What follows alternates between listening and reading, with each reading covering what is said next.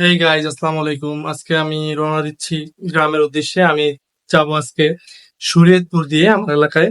তো আজকের ব্লগে সবাই এনজয় করবেন, আশা করি সবাই সাথে থাকবেন। আসসালামু আলাইকুম। আমার কখনোই বাসা তালা লাগাইলে সেটা মনে থাকে না, তাই আমি লক করার পরে ভিডিও করে রাখলাম যাতে আমার লকটা কনফার্ম করছে কিনা সেটা মাথায় থাকে। তো যাত্রাবাড়ির উদ্দেশ্যে রওনা দিলাম। একটু পরে জ্যাম লেগে গেল, যেটা ঢাকার একদম চিরাচরিত রূপ। তো জ্যামে বসে আছি, অনেক বিরক্ত লাগতেছে। একটু পরেই আমি যাত্রাবাড়ি এসে পড়লাম এবং বাসে উঠে গেলাম। শরীয়তপুর সুপার নড়িয়া যাবে। এটা হচ্ছে পদ্মা সেতুর মানে মাওয়া এক্সপ্রেসের প্রথম রোড। আমরা যাত্রা শুরু করলাম শরীয়তপুরের উদ্দেশ্যে। বুড়িগঙ্গা নদীর উপর দিয়ে ক্রস করলাম। ধীরে ধীরে আমাদের বাস আগাতে শুরু করছে মাওয়ার উদ্দেশ্যে। মাওয়ার হাইওয়েটা হচ্ছে বাংলাদেশের one of the best highway. আমার দেখা মতো এটা সব থেকে সুন্দর। তো মাওয়া হাইওয়ে টেক টোল প্লাজাতে আমরা এখন এসে পড়েছি। মাওয়া এক্সপ্রেসওয়ের অপর নাম বঙ্গবন্ধু শেখ মুজিবুর রহমান এক্সপ্রেসওয়ে। এটি 2020 সালের 12 মার্চ থেকে চালু করা হয়েছে। এর দৈর্ঘ্য প্রায় 55 কিলোমিটার বা 34 মাইল। এটি যাত্রাবাড়ি থেকে শুরু করে ভাঙা পর্যন্ত বিস্তৃত। এটি বাংলাদেশের প্রথম জাতীয় এক্সপ্রেসওয়ে। এই মহাসড়কটি এশিয়ান হাইওয়ের সাথে যুক্ত হবে। একমাত্র এই মাওয়া হাইওয়ে এক্সপ্রেসে আসলেই আমার মনে হয় যে এটা একটা ইউরোপের রাস্তা, বাংলাদেশের না। মাওয়া হাইওয়ে এক্সপ্রেস দিয়ে আমরা চলতেছি মাওয়ার উদ্দেশ্যে। একটু পরে আমরা পদ্মা সেতুর খুব কাছাকাছি চলে যাব। ব্যাপারটা আসলেই জোস যে আমাদের এলাকায় যাওয়ার জন্য এরকম একটা হাইওয়ে পেয়েছি।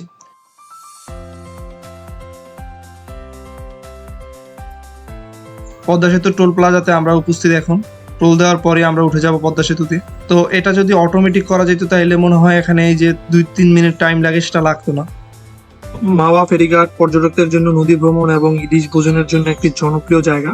মাওয়া ফেরিঘাটের পাড়ে রয়েছে বেশ কিছু খাবারের হোটেল। দেশের বিভিন্ন স্থান থেকে ইলিশ খাওয়ার জন্য অনেকেই মাওয়া ছুটে আসেন। এখানকার মাছের বাজারে ইলিশ ছাড়াও অনেক বাহারি প্রজাতির তাজা মাছ পাওয়া যায়। ঢাকার কাছে অবস্থিত হওয়ায় চট করে পদ্মার পাড়ের এই ফেরিঘাট হতে দিনে গিয়ে দিনেই ঘুরে আসা যায়। তো আমরা অলরেডি পদ্মা সেতুতে ওঠা শুরু করেছি। এটা হচ্ছে ট্রেন লাইন, আর ওই যে ওই পাশে দেখতে পাচ্ছেন ওটা হচ্ছে নামার লাইন। বাসগুলো ওই পাশ দিয়ে নামে এই পাশ দিয়ে উঠে, অ্যান্ড এটা হচ্ছে ট্রেন লাইন। ট্রেন চালু হলে এটা দিয়ে চলবে। আমরা অলরেডি পদ্মা সেতুর উপরে উঠে গিয়েছি। পদ্মা সেতুর মোট দৈর্ঘ্য 6.15 কিলোমিটার, প্রায় 3.82 মাইল। এটি বাংলাদেশের দীর্ঘতম সেতু এবং 128 মিটার গভীরতাযুক্ত বিশ্বের দীর্ঘতম পাইলিং এর সেতু। সেতুটি চালু হবার পর বাংলাদেশের জিডিপিতে প্রায় 1.2% বৃদ্ধি পেয়েছে। পদ্মা সেতু বাঙালি জাতির একটা ইমোশনের নাম। তো পদ্মা সেতুর উপর থেকে ভিউগুলো এক কথায় সুন্দর ছিল। আমি জানি না কতটুকু ক্যাপচার করতে পেরেছি। এই পয়েন্টটা আমার কাছে সব থেকে দুর্দান্ত এবং সব থেকে সুন্দর লাগে। তো এখন আমরা ধীরে ধীরে শরীয়তপুরের উদ্দেশ্যে রওনা করলাম। আপনারা হয়তো ভাবতে পারেন আমার বাসায় যাওয়ার জন্য পুরো রাস্তাটি এত সুন্দর। না, সামনে অনেক থ্রিলিং রাস্তাও আছে, আমি সেটারও ডিসক্রাইব করবো এই ভিডিওতে।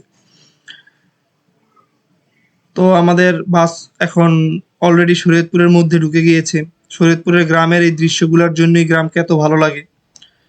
গ্রাম সবসময় আমাকে টানে। এই যে এই রাস্তাটা দেখুন, এটা হচ্ছে গিয়ে বিলের মধ্যে দিয়ে নামা লাগে। রাস্তা থেকে বিলের মধ্যে দিয়ে নেমে দেন ওঠা লাগে। এমন না এটা সংস্কার করতেছে 1-2 মাস, এটা আমি 6 মাস 1 বছর ধরে এরকমই অবস্থায় দেখতেছি। বিলের মধ্যে দিয়ে নেমে দেন আবার রাস্তায় ওঠা লাগে। এই ছোট ভাই ও আমাকে পুরো ভিডিওতে অনেক হেল্প করছে শর্টগুলো নেওয়ার জন্য। দেন আমরা শরীয়তপুরের রাস্তাতে ঢুকে গিয়েছি, তাই রাস্তার অবস্থাও আপনি বুঝতে পারতেছেন। এই দিকে আমি যে ভিডিওটা করতেছি রাস্তার সাইড থেকে দেখুন, এখানে একটা সিএনজি যাওয়ার জন্য কতটা কম রাস্তা পাইছে। দেন যদি ওই পাশ থেকে একটা বাস আসে, যেমন লাইক এইটা, এই বাসটা যদি যাইতে চায় তাহলে কিন্তু দুইটা বাসকে স্টপ করে দেন ধীরে ধীরে মুভ করতে হয়, না হলে কিন্তু একটা বাস একটা বাসকে ক্রস করতে পারবে না।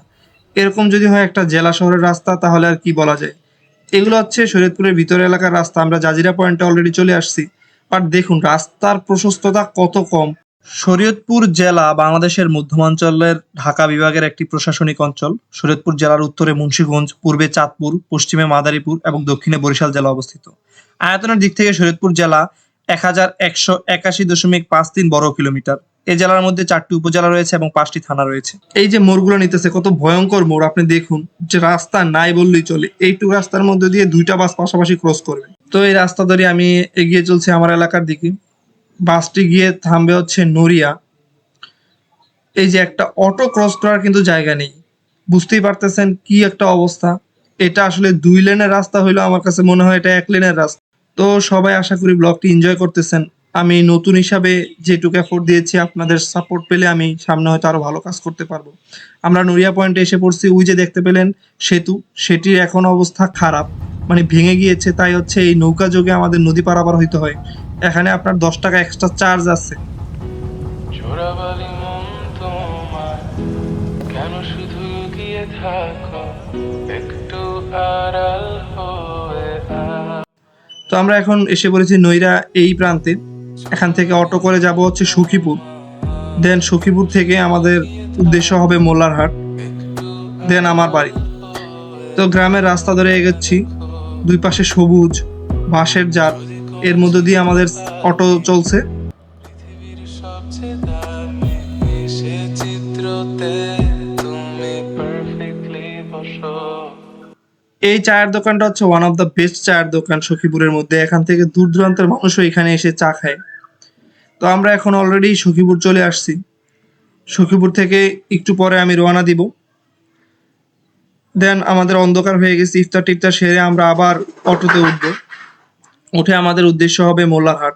তো আমরা অটোতে উঠে গেছি, এখন আমাদের অটো একটু পরে ছাড়বে, আমরা মোল্লারহাট চলে যাব।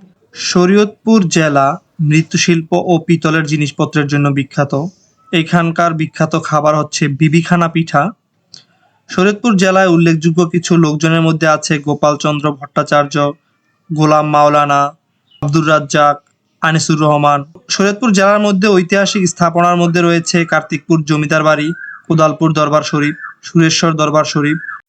এখন আমি আমার গ্রামে চলে এসেছি। ধন্যবাদ সবাইকে। Thanks for watching this video. Please subscribe and like this channel.